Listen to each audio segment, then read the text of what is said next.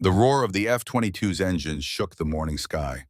Captain Sarah Chen's voice cracked over the radio, sharp, commanding. Yet the Cessna ahead refused to flinch. 30,000 feet over the Pentagon's restricted airspace, two of the most advanced fighter jets on Earth boxed in a lone civilian jet, and its pilot wasn't afraid. Inside, Diana Winters gripped the yoke like she'd been born to it. No insignia, no call sign, just a leather case on the seat beside her. Sealed, classified, and worth more than the jet itself. Her father's voice still whispered in her ear. Sometimes, butterfly, the most dangerous flight is the one you land. Chen's wingman edged closer. Ma'am Bio, he said, eyes narrowing, she's using Vietnam-era Air Force hand signals. How does a civilian even know those? Diana didn't answer. She just glanced at a faded photograph taped to her panel. An older man in dress blues, chest full of medals, standing beside a younger version of her. The man the Pentagon had just buried 3 weeks ago. The man who died for what she was carrying. What neither Chen nor the Pentagon knew yet was that Diana's flight wasn't a mistake. It was bait, and someone on the ground was already scrambling to make sure she never landed alive. The sunlight flared against the Raptor's canopy as Chen called in for clearance to engage. Diana's jaw tightened. If they fired, the evidence would burn with her. If they didn't, she smiled, a small, defiant curve. Your move. The first light of morning glinted off the razor-sharp lines of two F-22 Raptors as they swept through the thin air at 30,000 feet, their metallic skins flashing like polished blades. They were closing fast on a solitary Cessna Citation X that had wandered, or perhaps deliberately strayed, into the Pentagon's highly restricted airspace.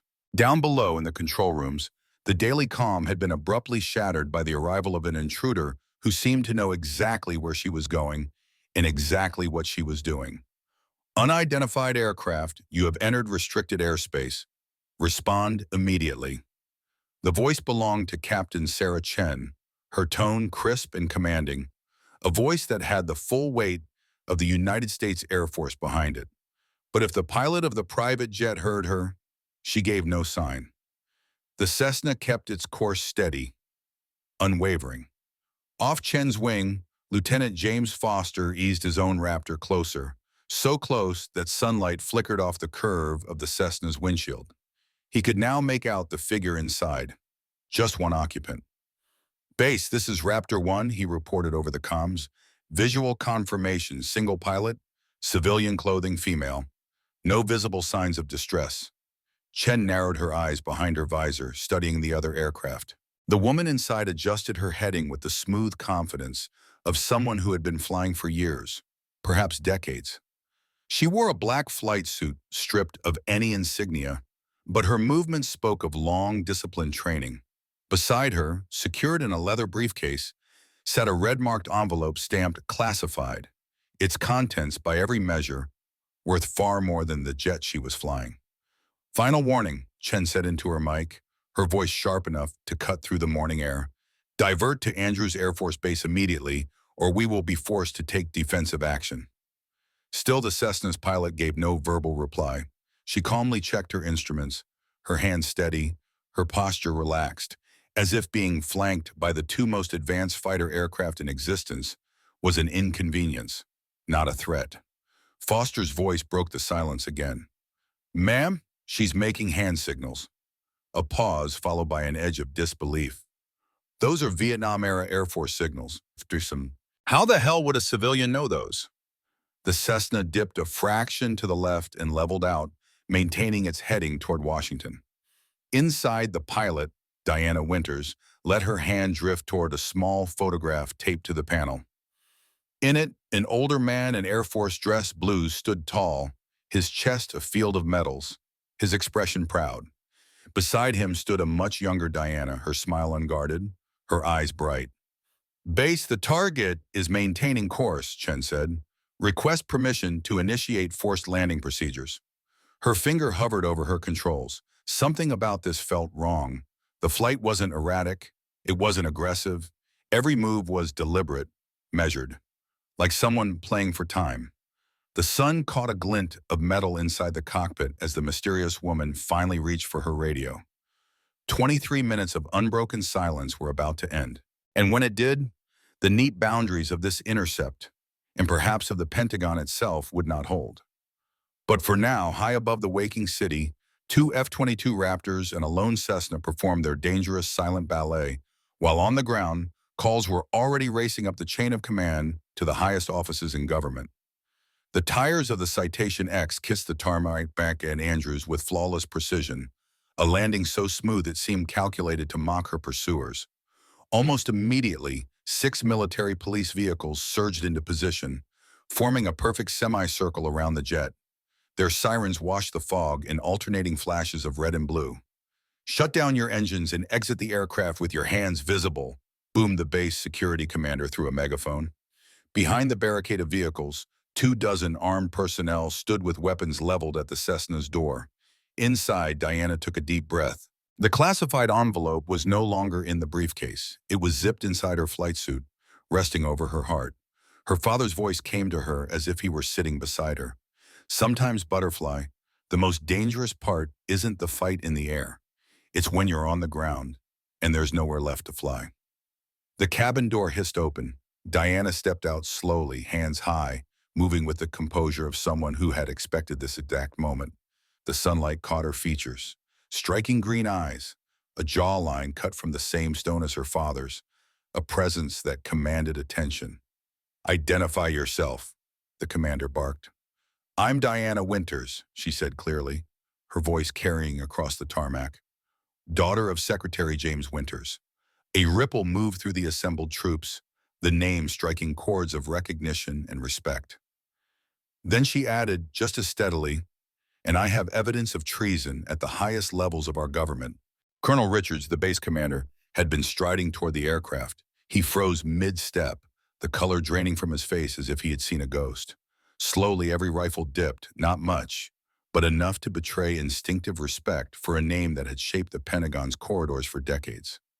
"Diana," Richards breathed, before forcing his voice into a harder register. "Secure the suspect." The hesitation was obvious to anyone watching. Two MPs approached with cuffs in hand, their expressions tight with uncertainty. Richards himself had been mentored by James Winters, one of the many senior officers here whose careers had been shaped by the man. And Winters had been found dead under questionable circumstances just 3 weeks earlier. "Colonel," Diana called, her tone carrying that same quiet authority her father had mastered, "before you put me in restraints, you should know that copies of everything I'm carrying have already been sent to 3 separate news outlets. They'll go public in—" She checked her watch with exaggerated calm. "Exactly 43 minutes, unless I make a call." Richards' jaw locked. The official playbook for security breaches was clear, but this wasn't just any intruder. This was James Winters' daughter, and she was holding a detonator of a different kind, information. "Search her," Richards ordered finally, his voice clipped. "Then bring her to my office." It was a command that overrode even the FBI agents who had just arrived on scene. As Diana was escorted away, snippets of urgent calls floated through the fog. "Sir, you're not going to believe who we just apprehended." "Yes, sir, that Winters." "No, sir, she's asking to speak to—" The base erupted into controlled chaos. Diana allowed herself a faint smile. Phase 1 is complete, she thought. Her father's lessons had been clear.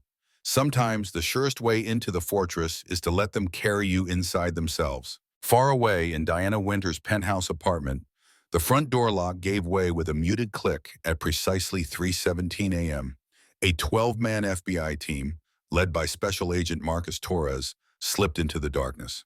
Their tactical lights cut through the shadows like blades, sweeping across hardwood floors and walls lined with aviation memorabilia. Torres carried the search warrant in his jacket pocket. The paper felt heavier than it should have. Official permission to tear apart the home of a former Secretary of Defense's daughter. "Clear each room," he murmured. "We're looking for anything tied to classified defense contracts. 2020 to present." The apartment radiated a quiet, expensive simplicity, minimalist furniture. Walls holding stories in the form of framed photographs and plaques. One in particular caught Torres's eye, a young Diana in a flight suit, standing beside her father's F-15 Eagle. The date in the corner read, "First Solo." Torres had barely stepped into the hallway when he heard Agent Sarah Chen's urgent voice cutting through the quiet. "Sir," she called from the study, "you need to see this, now." When he entered, Chen was standing in front of what looked like an ordinary floor-to-ceiling bookcase made of polished oak. But something about it didn't sit right. The dust on the hardwood floor formed a faint arc, betraying the fact that the heavy shelf had been moved recently. Without a word, Chen ran her fingers across the spines of the leather-bound volumes until a faint click broke the silence. The bookcase swung open without a creak, revealing a narrow, hidden doorway. Torres stepped inside and drew a sharp breath. The room beyond felt like stepping into the center of someone's secret war. One wall was a dense, chaotic mosaic. Photographs, documents, and handwritten notes all pinned together by red strings that crisscrossed like the threads of a spider's web. At the center of the web was a single photograph. 5 men in expensive tailored suits, standing together as if at some private club, their smiles sharp and calculated. "Oh my God," Chen murmured, sweeping her flashlight beam toward a nearby corkboard. Pinned there was a sheet of stationery, the ink jagged but unmistakably personal. "This is Secretary Winters' suicide note," Torres said, reading aloud. "Diana, if you're reading this, they found me. The Project Eclipse files prove everything. Don't trust Congressman Hayes or General Mitchell. They're part of it. The money trail leads to offshore accounts in the CAM." The handwriting ended in a violent, incomplete stroke, as if Winter's hand had been ripped away mid-word. "Sir, over here," another agent called from the far corner. On a small desk, a laptop was connected to an external hard drive. The screen showed a program actively deleting files at lightning speed. "Stop it!" Torres lunged forward, but the deletion hit 100% before his hand touched the keyboard. The screen went black with a final mocking blink. The team pressed on, uncovering more fragments of the puzzle. Surveillance photos of defense contractors huddled in secret meetings, shipping manifests with suspicious discrepancies highlighted in red, and a sealed envelope labeled in block letters. "Insurance policy. Open only if necessary." Chen's gloved hand picked up a small, digital voice recorder from the desk. She pressed play. The late Secretary Winters' voice came through, ragged and tense. "Project Eclipse isn't just about money, Butterfly. They're selling something far worse than secrets." The recording cut off abruptly, as if someone had torn the battery out mid-sentence. Torres glanced at his watch. 40 minutes on site already, and his phone was buzzing relentlessly with calls from headquarters. "Bag everything," he ordered. "Every document, every device, every post-it note. But my gut says the most important pieces aren't here." As agents moved with quiet urgency, Torres drifted toward the window, staring out at the sprawling Washington, D.C. skyline. In 20 years with the Bureau, he'd seen his share of political rot, but nothing on this scale. The daughter of one of the most powerful men in the defense world, caught flying into restricted airspace with classified files. And now this. An evidence cache that hinted at a conspiracy snaking all the way to the top of the government. One thought gnawed at him. Why would Diana Winters, sitting on this mountain of proof, walk straight into custody unless— "Sir." Chen's voice broke his chain of thought. She was holding something small, red, and weathered. It was a notebook, its pages crammed with tightly written codes. Torres took it, scanning the first page, his expression darkening. "She wanted us to find this room," he murmured. And then it hit him. Diana Winters was playing a larger game, and they just walked into one of her moves.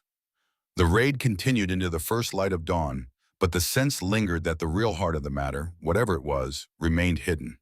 By mid-morning, the polished mahogany doors of courtroom 2B swung open. Marcus Rodriguez strode inside, the sharp tap of his Italian leather shoes echoing against the marble floor. Known in legal circles as the Demon of Defense Row, Rodriguez hadn't lost a major case in 7 years. The fact that he had agreed to defend Diana Winters had set the entire legal community buzzing with speculation. "All rise!"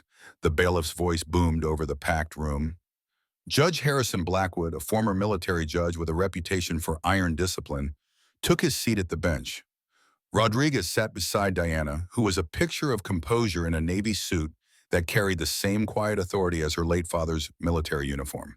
He noticed her hand slip into her pocket, her fingers brushing the edges of a small photograph, a nervous ritual she had repeated during every preparation meeting. "Unusual motion you filed, Mr. Rodriguez," Judge Blackwood said, peering over the rim of his glasses. "You're claiming your client was deliberately lured into restricted airspace?" At the prosecution table, led attorney Catherine Walsh, undefeated in national security cases, straightened sharply. Rodriguez caught it, the almost imperceptible twitch in her left eye, a tell he had learned to watch for in their past duels. "Yes, Your Honor," Rodriguez said, rising slowly, his 6'4" frame pulling every gaze in the room. "And I intend to submit evidence showing that my client's interception was orchestrated from inside the Department of Defense." "Objection!" Walsh shot to her feet. "This is absurd. Ms. Winters violated multiple federal statutes. Any conspiracy theory..." "Conspiracy theory." Rodriguez's voice sliced cleanly through hers. He pulled a document from his briefcase. "This flight plan, filed 3 days before the incident, shows that scheduled military exercises were abruptly rescheduled, creating a gap in radar coverage, a gap that aligned perfectly with my client's route." The courtroom went still. Walsh's jaw tightened as her junior counsel began flipping through folders in a silent panic.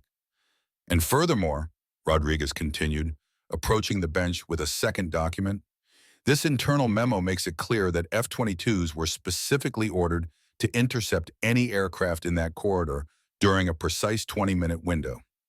They weren't responding to a threat. They were lying in wait." Judge Blackwood examined the memo, his face unreadable. "Ms. Walsh, were you aware of this?" "I..." Walsh hesitated, then recovered. "Your Honor, these documents are likely classified and inadmissible." Rodriguez allowed himself a slow, knowing smile. "Actually, they were declassified this morning by direct order of Admiral James Chen, who will be testifying for the defense." That landed. Diana saw it in the microsecond flicker across Walsh's face. Admiral Chen wasn't just an old friend of her father's. He was the current head of naval intelligence. His involvement would change everything. "This case," Rodriguez said, his voice resonating through the courtroom, "is not about a rogue pilot trespassing into restricted airspace. It's about a daughter completing her father's mission, uncovering corruption at the highest levels of our military-industrial complex. And before this trial is over, we will prove that the true criminals are not at this table. They are the ones who engineered the entire incident." Judge Blackwood leaned back, regarding him over the top of his glasses. "Bold claims, counselor. I assume you can back them up." "Every word, Your Honor." Rodriguez returned to his seat, his mind already 3 moves ahead. Several jurors exchanged subtle, almost imperceptible nods. Rodriguez noticed, storing the observation away like a chess player seeing a favorable opening. By the time we're finished, he thought, the prosecution will regret ever setting foot in this courtroom. The judge announced a short recess. As the shuffle of movement began, Diana leaned in close to Rodriguez, her voice low enough to be swallowed by the murmurs in the room. "They're going to try to block Admiral Chen from testifying." Rodriguez's smile reappeared, this time with a sharper edge, like a blade catching light. "Oh, I'm counting on it. And when they do, they'll have to stand here and explain exactly why they're so terrified of what he might say." The gallery hummed with hushed conversations as lawyers, reporters, and spectators filed toward the doors. In the back, 3 men in immaculate, expensive suits slipped out their phones, speaking urgently into them. The trial had just taken a sharp turn, and Rodriguez had played his first big card. But anyone who knew him knew it wouldn't be his last. Morning light streamed in through the courthouse's towering windows as Rodriguez prepared for the opening statements.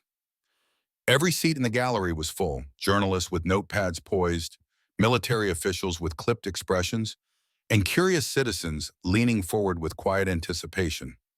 In the front row, 3 men in dark suits sat rigidly. They were representatives from defense contractors, trying to blend in, but failing badly at it. Walsh rose first. Her voice was steady, practiced, almost too controlled. "The prosecution will prove that on February 15th, Diana Winters deliberately violated restricted airspace, jeopardizing national security to serve her own personal agenda. This case isn't about conspiracy theories. It isn't about family legacies.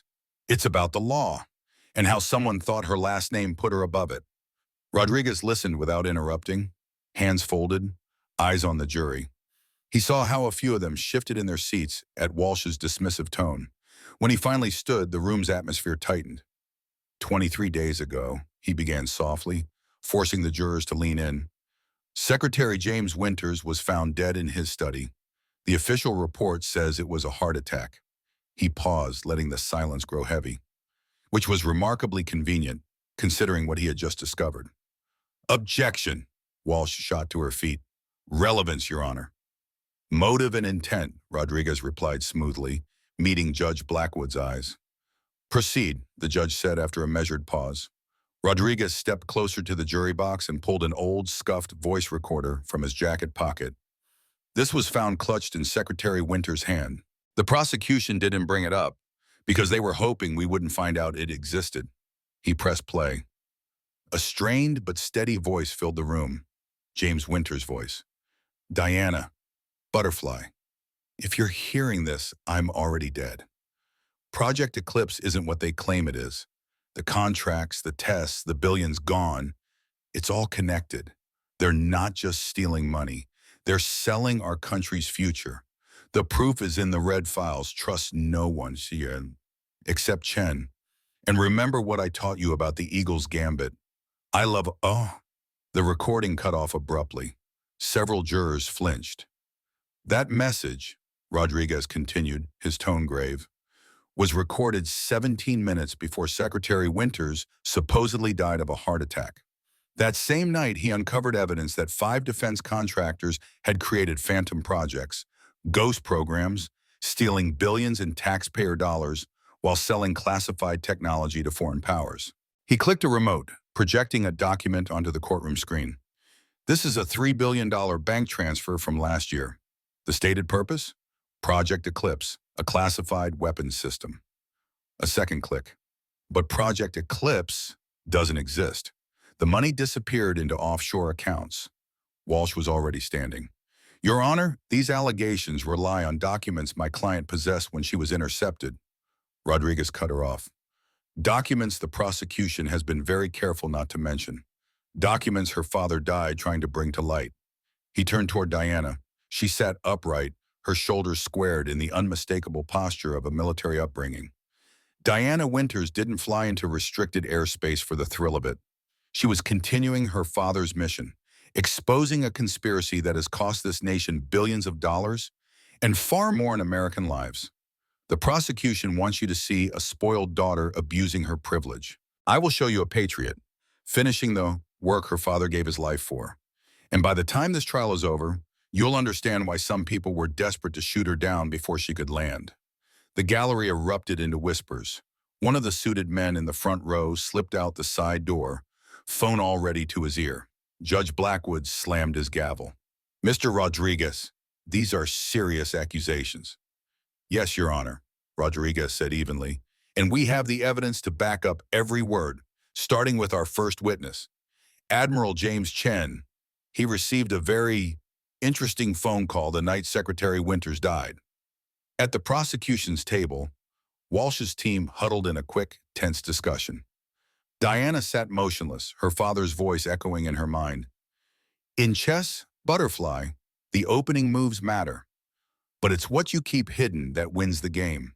The real evidence, the pieces that could blow this case wide open, was still locked away. This was only the opening gambit. And judging by the way the jury was hanging on every word, it had landed perfectly. Captain Sarah Chen of the F-22 Raptor squadron took the stand. She wore her Air Force dress blues with immaculate precision, ribbons catching the light as if they were forged from glass. As the prosecution's star witness, she was meant to be their strongest weapon. Rodriguez, however, could already see she might become their biggest liability. Captain Chen, Walsh began, please describe the interception of Ms. Winters' aircraft. At 0700 hours, Chen said crisply, we intercepted an unidentified Cessna Citation X in restricted airspace. The aircraft ignored repeated radio calls and continued towards sensitive areas. And did that seem reckless to you? Chen hesitated. Her eyes flicked briefly to Diana before returning to Walsh. No, ma'am, that's what was unusual. The flying was exact, professional. Walsh blinked. Could you elaborate? The aircraft maintained flawless altitude and heading. When we executed standard intercept maneuvers, the pilot matched with corresponding adjustments, showing advanced knowledge of military flight protocols. Rodriguez saw Walsh shift uncomfortably. This was not the testimony she'd been expecting. Regardless of skill, Walsh tried on. The aircraft was still in restricted airspace. Objection, Rodriguez said smoothly, leading the witness. Sustained, the judge replied. Rodriguez rose for cross-examination, walking toward the witness stand with deliberate calm. Captain Chen, you testified the pilot used military protocols. Can you be more specific? Yes, sir. The pilot used Vietnam-era Air Force hand signals, signals not taught to civilians and not even included in current military manuals. And those signals meant what? They meant asset secure, friendly force, request safe passage. Chen's voice was clear, steady, and unmistakably authoritative. Signals that only someone trained by the old school. Rodriguez leaned forward, his tone measured but edged with curiosity. Military pilots would know, he said, letting the thought hang. Chen nodded slowly, the gesture thoughtful, deliberate. In your expert opinion, Rodriguez continued, was this an aircraft that needed to be shot down? Objection, Walsh snapped, rising so fast her chair rocked back. Speculation. Rodriguez's smile was quick but calculated. I'll rephrase.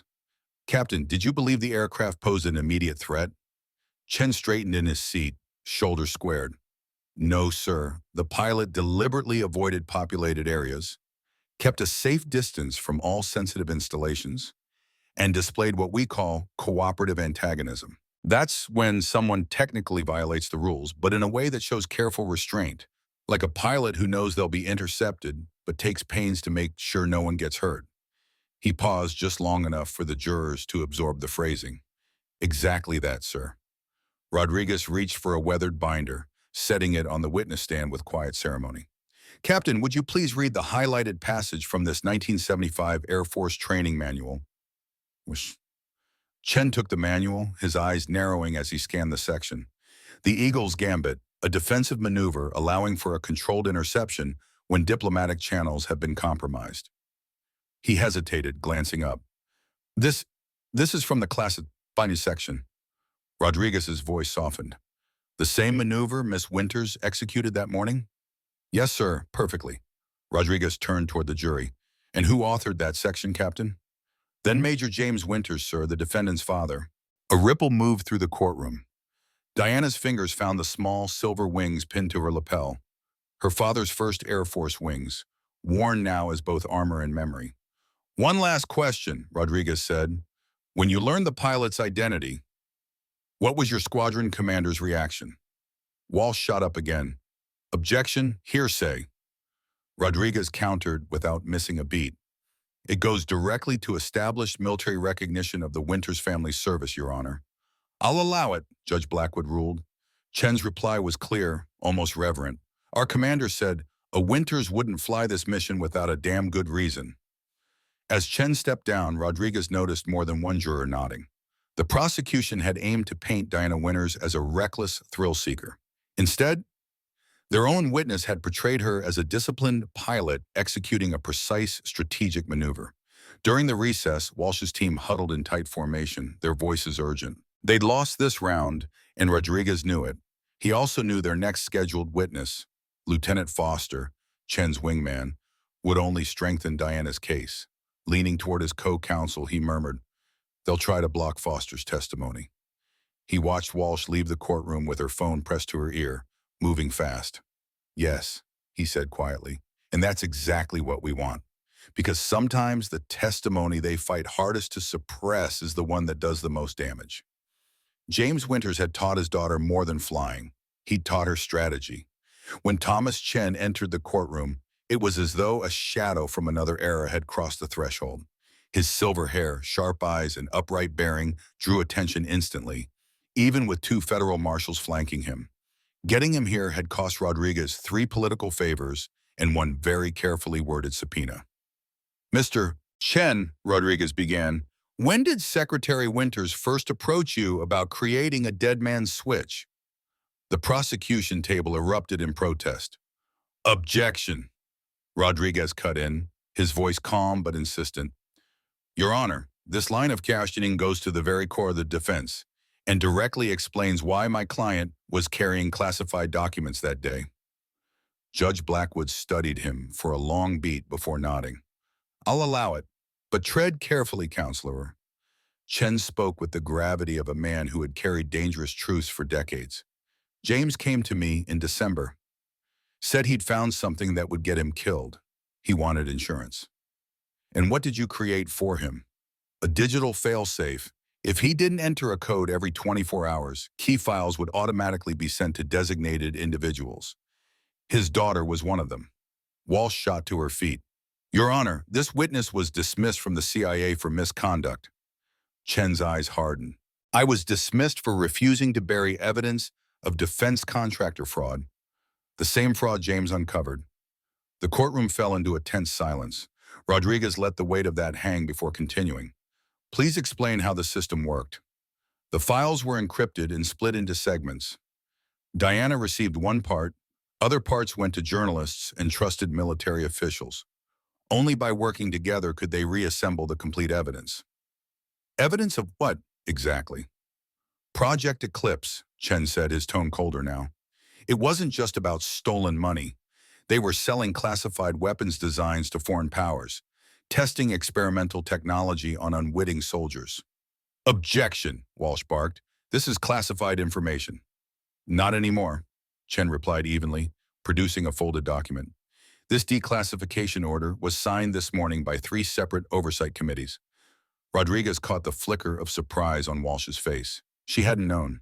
Mr. Chen, Rodriguez pressed, when did the dead man's switch activate? February 12th, 8:47 p.m. James missed his check-in. By 9:15, he was dead, and the files were sent. Diana received coordinates to a secure location containing physical evidence, things that couldn't be hacked or erased. Why didn't she just take that evidence to the authorities? Chen's reply was immediate. Because James had identified at least 3 federal judges and 2 FBI directors involved in the cover-up. She needed a public confrontation, one they couldn't bury, like being intercepted by Air Force jets in broad daylight. Exactly. James taught her well. Sometimes the only way to protect sensitive information is to put it under the brightest light possible. Walsh tried one last attack. Mr. Chen, isn't it true you were treated for paranoid delusions? Objection, Rodriguez snapped, his voice cutting through the air. Counsel is attempting to smear the witness based on sealed medical records from a CIA-mandated evaluation, records that were later proven to be fabricated. The judge's gavel struck hard. Ms. Walsh was called to the bench for a reprimand. While the prosecutors endured it, Diana studied Chen. He had been her father's friend for over 30 years. He had taught her cryptography when she was 12. Today, his testimony wasn't just evidence. It was vindication of every fear her father had carried. When proceedings resumed, Rodriguez had one final question. Did Secretary Winters leave any message for his daughter? Chen's composure wavered for the first time. Yes, he said, tell Butterfly she'll know when to release the eagles. Diana's fingers closed around the small key in her pocket, the key to a safety deposit box holding what her father called the eagle's teeth, the last piece of evidence that could rip the conspiracy wide open. As Chen stepped down, Rodriguez caught sight of several jurors discreetly wiping their eyes. Across the aisle, Walsh's team looked unsettled. They had expected to dismantle the credibility of a disgraced CIA agent. Instead, they had faced a man whose testimony tied every loose thread together. The prosecution's case was fraying, and Rodriguez knew they weren't finished unraveling it yet. The most perilous moments in any battle come when your enemy is cornered.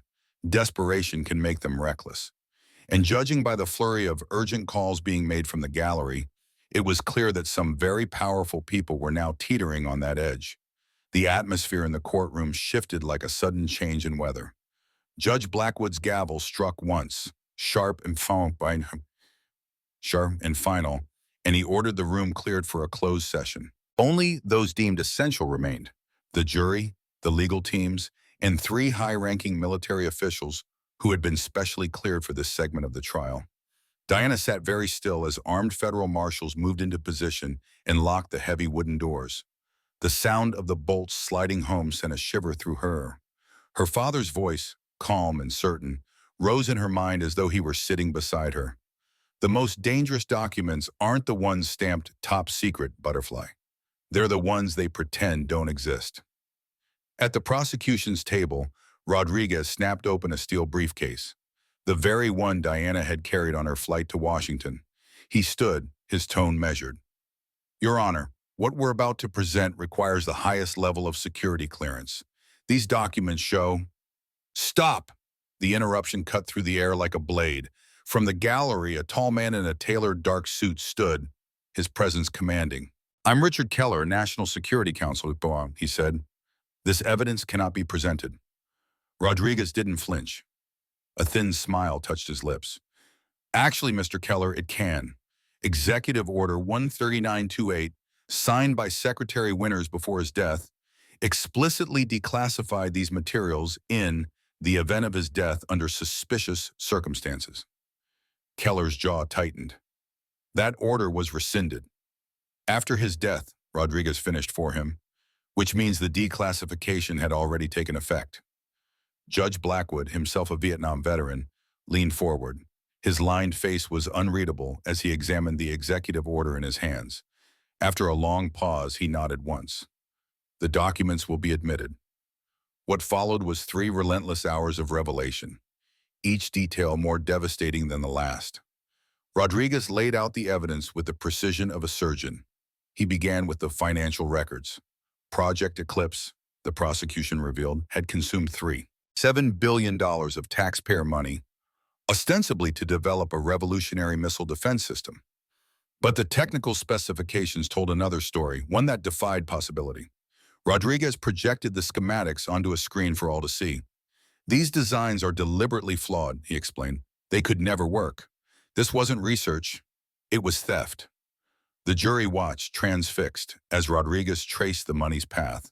Shell corporations, offshore accounts, luxury properties, and, most damningly, names the jurors recognized from national headlines. Then came the testing reports. Rodriguez's voice hardened. This isn't just about money. They were testing experimental weapons on our own troops, without consent. He described how soldiers had died in what were officially reported as training accidents, but were, in reality, unauthorized experiments. One juror, a former Marine, clenched his fists so tightly the knuckles whitened. The revelations spiraled darker still. Designs for advanced weaponry sold to foreign powers. Classified defense capabilities deliberately leaked to potential adversaries. Every thread led back to 5 major defense contractors and their collaborators in government. Rodriguez held up a single document bordered in red. This shows the official approval chain for Project Eclipse. Look at the signatures. The judge's brow furrowed as he scanned the page, his face clouding. The names belonged to some of the most senior officers in defense and intelligence, men and women sworn to protect the nation. And finally, Rodriguez said, his voice low, this. A video file filled the courtroom monitors. Secretary Winters appeared in the dim light of his study. His expression was grave. If you're seeing this, I didn't survive bringing this forward. Project Eclipse isn't just corruption. It's treason. They're selling our security for profit, testing weapons on our own people, and killing anyone who discovers the truth. Diana, Butterfly, you know what to do. Release the eagles. The video ended. Diana blinked hard, fighting the sting of tears. It was the last time she would ever see her father alive. Keller stood once more.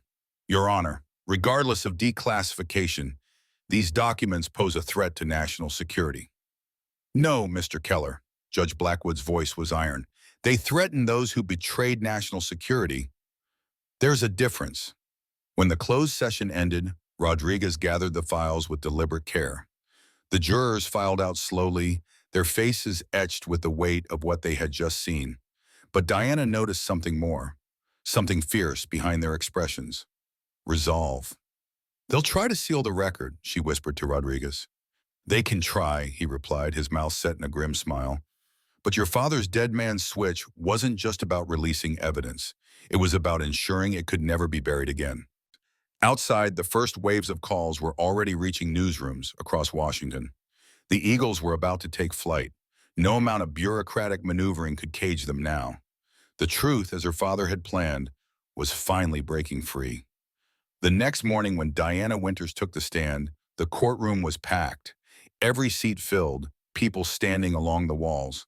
Around her neck, hanging from a simple chain, was her father's gold Air Force Academy ring. When she raised her right hand to be sworn in, the metal caught the light, a quiet gleam of loyalty and memory. "Please state your name for the record," the clerk said. "Diana James Winters." Her voice carried clearly, resonant with the same quiet authority her father had once commanded. Rodriguez approached slowly. They had rehearsed for this moment, but both knew that what she said next could either vindicate years of work or destroy everything. "Winters," he began, "tell us about the morning of February 15th. Diana's green eyes, mirrors of her father's, swept over the faces before her. "I was in my apartment when the dead man's switch activated. Dad had missed his check-in. I knew exactly what that meant." "You did?" "Exactly what he trained me for since I was 6 years old." Her voice softened. "Dad used to say, 'Butterfly, sometimes the most important fights aren't won with weapons, but with truth.'" She reached into her bag and drew out a small, weathered notebook. This was his training log, every flight lesson, every strategy session, every contingency plan. He knew they might kill him. He made sure I'd be ready. "Objection," defense attorney Walsh broke in. "Goes to state of mind and preparation, Your Honor," Rodriguez countered. "Overruled. Continue." Diana opened the notebook to its last page, dated February 11th. Her voice faltered as she read, "Butterfly's ready. God forgive me for putting this burden on her, but she's the only one I trust to finish this." She paused, collecting herself. Rodriguez waited, letting the silence settle.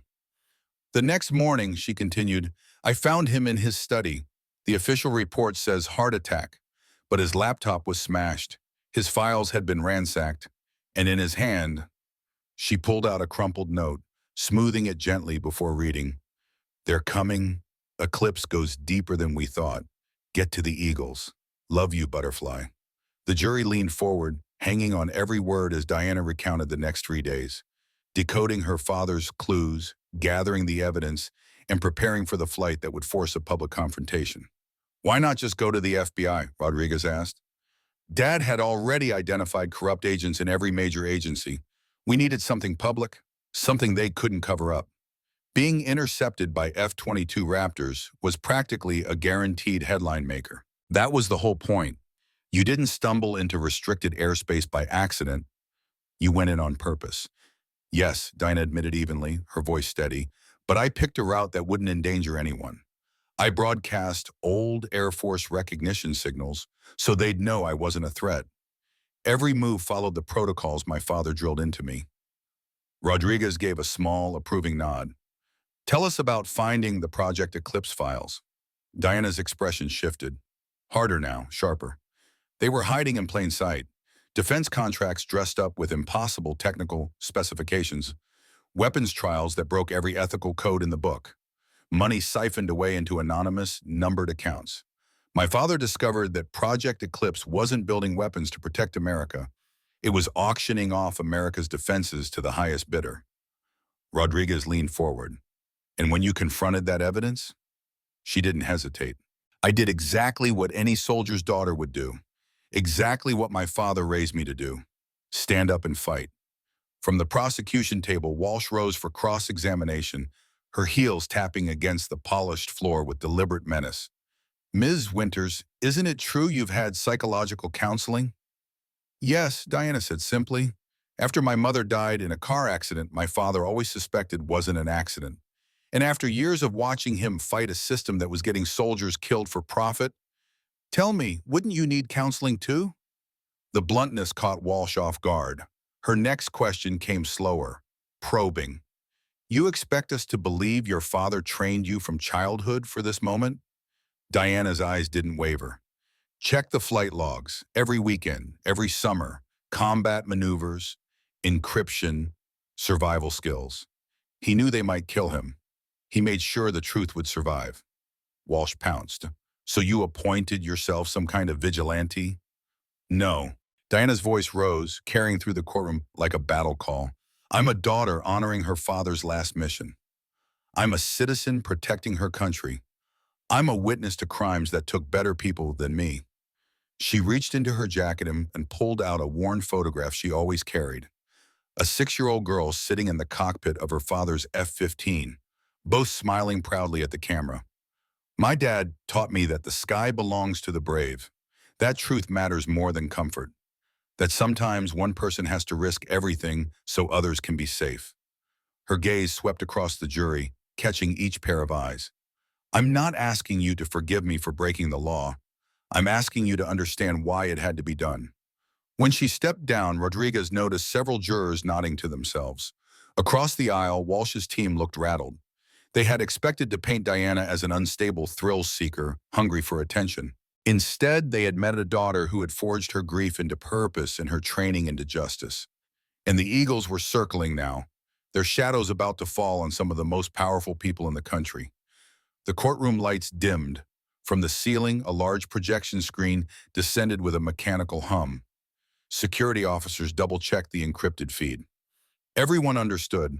What they were about to see could either blow the case wide open or get every person in the room killed. The screen flickered to life. A masked figure appeared, their voice electronically distorted, but every word deliberate. In the corner of the feed, a digital clock ticked down the seconds. This was live. For the record, Rodriguez began, please state your current position. I am the Deputy Director of Special Projects at the Defense Advanced Research Projects Agency, DARPA. Even through the voice modulation, the authority was unmistakable. Uneasy murmurs rippled through the gallery. This wasn't just any whistleblower. Why are you testifying anonymously? Rodriguez asked.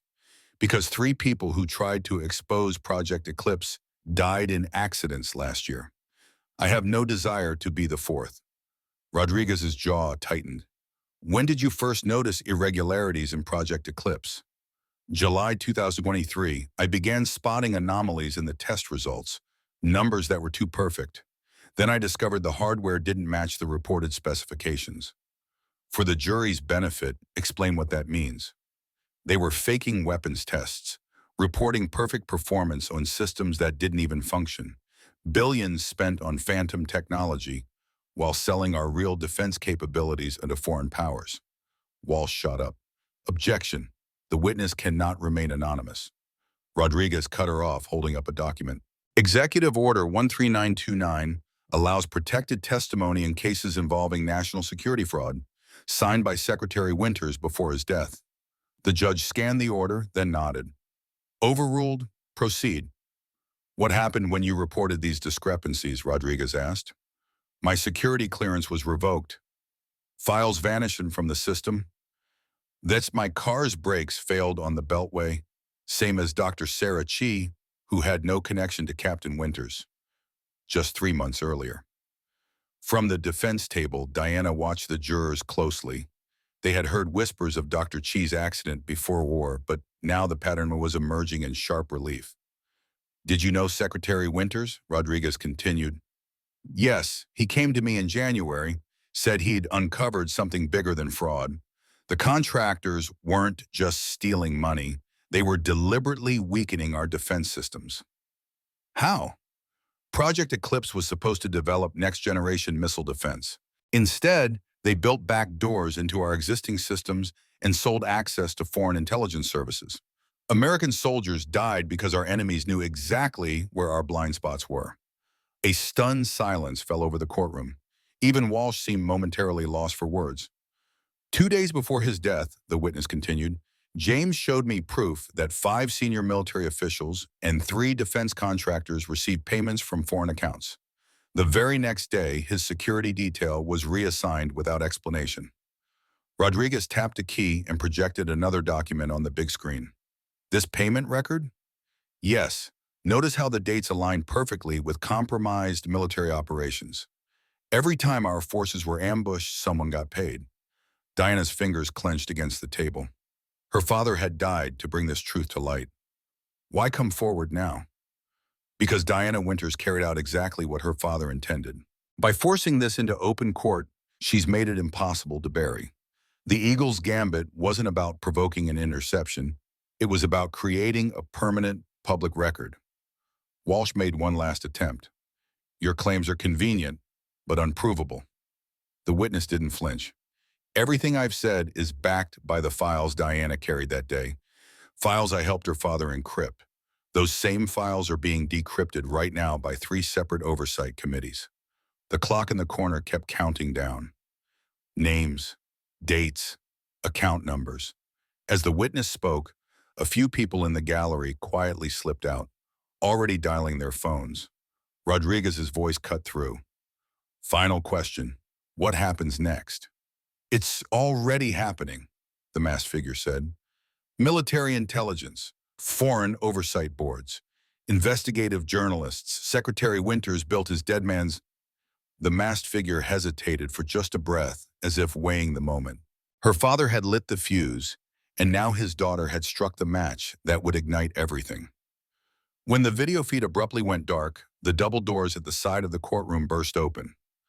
2 U.S. Marshals strode in, their boots hard against the marble floor, and placed a folded note in Judge Blackwood's hand. The judge's eyes flickered as he scanned the contents, and his jaw tightened. 10-minute recess, he announced, his voice clipped.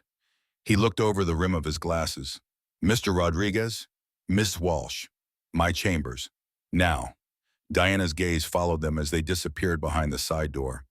She didn't need to see the paper to know what was written there. Somewhere in Washington, the first dominoes had been tipped. Her father's voice rose in her memory, as vivid as if he stood beside her. The truth is like gravity, Butterfly. Once it starts falling, nothing can stop it. The Eagles were no longer gliding in lazy circles. They were in a full dive, talons extended, aiming for the kill. When court resumed, the air in the room was heavy with tension. You could almost hear the pulse of it in the silence. Rodriguez rose for his closing argument, his movements deliberate, every eye following him. The past 7 days had been a tidal wave. 3 defense contractors indicted, 2 generals resigning in disgrace, and a senator announcing sudden health-related retirement. Yet Rodriguez knew that the most devastating revelations were still caged, waiting for the right words to set them free. He stood before the jury for a long, deliberate moment without speaking, scanning their faces, measuring their readiness. Then, without a word, he stepped toward the defense table. Diana felt the faint tug as he unpinned the silver wings from her lapel. These wings, he said, holding them up so the metal caught the light, belonged to Secretary James Winters. He earned them in the jungles of Vietnam, carried them through 3 decades of service, and placed them in his daughter's hands the day she completed her first solo flight.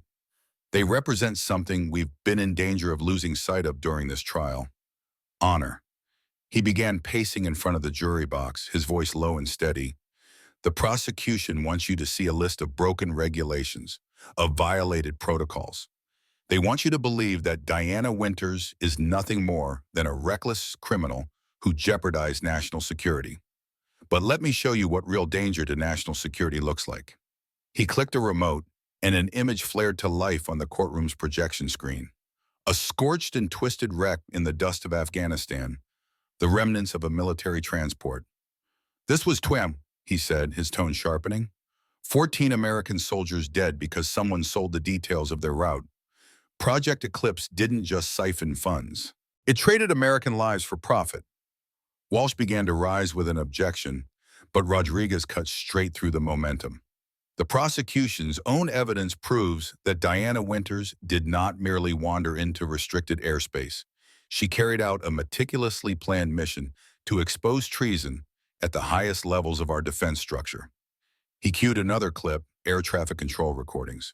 Aircraft maintaining optimal separation, exceptional control, recognized military signals. Rodriguez turned back to the jury. Even the F-22 pilots said this was no reckless stunt. This was a soldier's daughter finishing the mission her father began, a mission that has already triggered 8 indictments, with more coming. From the table, he lifted a thick folder and held it open. Yesterday, the Senate Defense Committee released its preliminary findings on Project Eclipse. Would you like to know what they discovered? He began to read. Systematic fraud, Deliberate compromise of defense systems. Unauthorized weapons tests conducted on American personnel. Evidence of foreign payments to senior officials. Walsh sprang to her feet. Objection! These findings are not in evidence. Rodriguez smiled faintly. They were entered into evidence this morning. He pressed another button, and a new video filled the screen, grainy but clear enough to chill the room. The timestamp read 8:42 p.m., the night Secretary Winters died. The jury watched as two men entered the office. There was a brief, violent struggle. Seconds later, Winters collapsed over his desk, unmoving. This footage, Rodriguez said, his voice steady but weighted, was encrypted among the files Diana carried. Files that would still be buried in a vault if she hadn't forced them into daylight. Diana straightened in her chair, the wings now returned to her lapel. Yes, Rodriguez acknowledged, Ms. Winters broke the law, just as her father broke regulations to safeguard evidence. Just as patriots throughout history have bent rules when the principles behind them were under threat. But there is a higher law at work here, the one that demands we protect our soldiers, honor our oaths, and stand against corruption, even when it wears the polished stars of a general. The final image appeared on the screen. Diana and her father at her college graduation, both in dress blues, pride in their eyes. James Winters died to protect American lives, Rodriguez said. His daughter risked everything to complete his mission. And now you must decide, will we punish those who expose treason or those who commit it? He returned to his seat. The prosecution speaks of rules. I speak of honor, of a daughter who loved her father, her country, and the truth enough to risk it all. His voice rose. Diana Winters didn't just break into restricted airspace. She broke open a conspiracy that was killing our soldiers. She didn't just violate protocol. She obeyed her father's last command, to defend the nation he gave his life for. The real crime would be to convict her while the architects of Project Eclipse remain free. The real danger lies not in what she revealed, but in what would have stayed hidden if she hadn't acted. He held up the wings one last time. These stand for a promise to protect, to serve, to fight for the truth no matter the cost. Diana Winters kept that promise. The question now is whether you will punish her for it or recognize that the highest duty sometimes demands the hardest choice. When he sat, Diana saw more than one juror surreptitiously wiping at their eyes. Even Walsh's expression had faltered. The eagles had struck. Now they waited for justice to land its blow. 4 days passed. Washington held its breath as the jury deliberated. When they finally returned, their faces carried the weight of decision. Has the jury reached a verdict? Judge Blackwood asked. The foreperson, a retired Marine colonel, rose. We have, Your Honor. Diana felt Rodriguez's solid presence at her side as the verdict was read. On the charge of unauthorized entry into restricted airspace, not guilty, under the doctrine of necessity. A ripple of surprise passed through the room. On the charge of endangering national security, not guilty. Walsh's shoulders sagged. On the charge of possession of classified documents, not guilty. The colonel paused, then added, furthermore, we recommend immediate investigation into the deaths of Secretary Winters and other Project Eclipse whistleblowers. Judge Blackwood's voice was solemn. The defendant is free to go. This court thanks you for your service to the nation, Miss Winters. But as Diana rose, Rodriguez reached for one last card. He produced the red envelope she had carried on that fateful day. Your Honor, he said, we move to enter this into the public record. Walsh sprang up. Objection! That document wasn't part of the trial evidence. Rodriguez's smile was calm, certain. No, this is new evidence. Evidence Secretary Winters had prepared for this very instant. The precise moment when a jury's verdict would make it impossible for the truth to be hidden any longer. The judge turned the heavy envelope over in his hands, studying it for a long, tense moment before giving the signal. Proceed, he said. Diana's eyes stayed locked on Rodriguez as he broke the seal. The sound of tearing paper seemed impossibly loud in the silent courtroom. Inside was a single flash drive and a folded piece of paper, written in her father's unmistakable hand. Her heart clenched. It was his last message. To whom it may concern, the note began. Project Eclipse was only the beginning. What you hold now is proof of something far more dangerous. If you're reading this, then my daughter has succeeded in forcing the truth into the light. But what comes next will be harder still. The words cut deeper with each line. Her father explained that the files contained detailed evidence of Operation Shadowfall, a covert, calculated program designed to infiltrate and weaken America's defense systems, sell its most guarded military secrets, and eliminate anyone who dared uncover the truth. Names, dates, bank accounts, every thread needed to unravel a conspiracy that reached into the highest echelons of power. To Diana, he wrote, "I am sorry for the weight I placed on your shoulders, Butterfly, but I knew you were the only one strong enough to bear it. The eagles are yours now. Make them soar with love and pride." It was signed simply, James Winters, Secretary of Defense. The quiet shattered. Reporters in the gallery bolted toward the doors, already calling their editors as they typed on their phones. The judge accepted the drive from Rodriguez, his expression unreadable. Diana stood tall, the silver wings on her lapel catching the courtroom lights. This verdict wasn't just about her freedom. It was about everything her father had given his life to protect. Outside, the media swarm was waiting. Cameras exploded in bursts of white as she emerged into the chaos. Rodriguez moved ahead, fielding the shouted questions while Diana's gaze swept the crowd. And then she saw him. Captain Chen, the F-22 pilot she knew so well, now in civilian clothes. No words passed between them, just a steady exchange of eyes that said everything. The real work starts now. That night, the air in her father's study felt different, heavier, older, as though the walls themselves were holding their breath. Diana knelt before the old safe, spun the dial, and opened it. Inside was a single envelope, marked in bold letters, for after the verdict. Her fingers trembled as she unfolded the letter. "Butterfly," it read, "if you're reading this, then you've done what I could not. You've forced the truth into the open, where it can never again be buried. But Shadowfall runs deeper than anyone imagines. The evidence you carried was only the key. The real vault is still waiting. Do you remember what I taught you about chess? Sometimes you sacrifice a piece to win the game. I sacrificed myself to give you this chance. Now you must finish what I began. The eagles are gathering. Butterfly, lead them well. Oh, my love, Dad." Diana reached for the wings on her lapel again, feeling the cool metal press into her fingertips. They carried weight, not just of metal, but of duty, truth, in a final mission her father had entrusted only to her.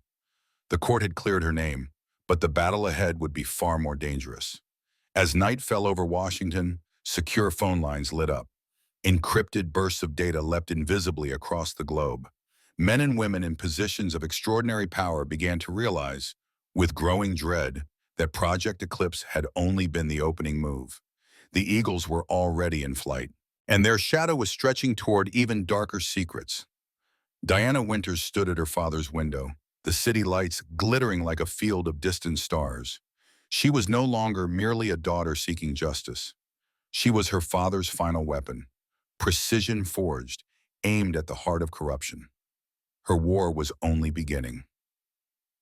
And as her father had always told her, the truth was the most lethal weapon in existence. She had plenty left to fire.